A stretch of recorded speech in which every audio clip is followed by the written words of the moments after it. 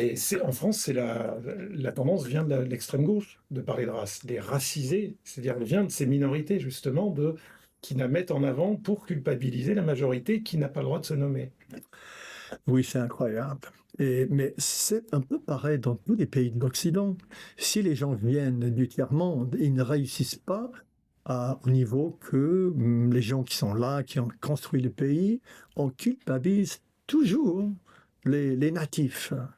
C'est un système, et même s'il n'y avait jamais eu un empire, en Suisse par exemple, en Norvège, jamais eu de l'esclavage, jamais eu d'empire, et enfin, les gens du tiers-monde n'ont aucune raison pour avoir des griefs contre ces gens-là. Mais si ça marche pas, c'est la faute des Norvégiens, des Suisses.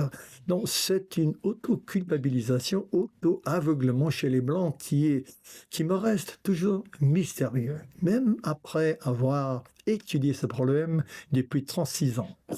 Alors justement, à travers vos différents ouvrages, et notamment le dernier, Si nous ne faisons rien, vous mettez en valeur, en avant un réalisme sur la question des différentes races, et puis du volontarisme. Si Oui, nous ne faisons rien, le titre était déjà un titre volontariste. oui.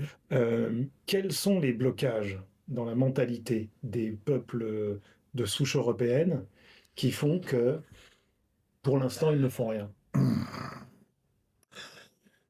J'ai vraiment pas de bonne réponse. Parce que le manque de volonté, ça veut dire c'est une manque de préservation.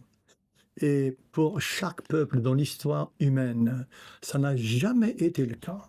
On n'a jamais eu dans l'histoire du monde un peuple qui avait la capacité de garder ce qui appartenait à eux, qui ont lâché prise. Il fallait toujours conquérir militairement. Mais nous, on est conquis mentalement, psychologiquement.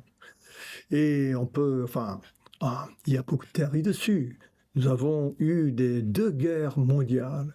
Et c'est vrai, après la Grande Guerre, il y avait une autocritique des Occidentaux, mais comment on a pu arriver à cette bûcherie absolument incroyable? Et ensuite, quoi, 21 après, on le répète.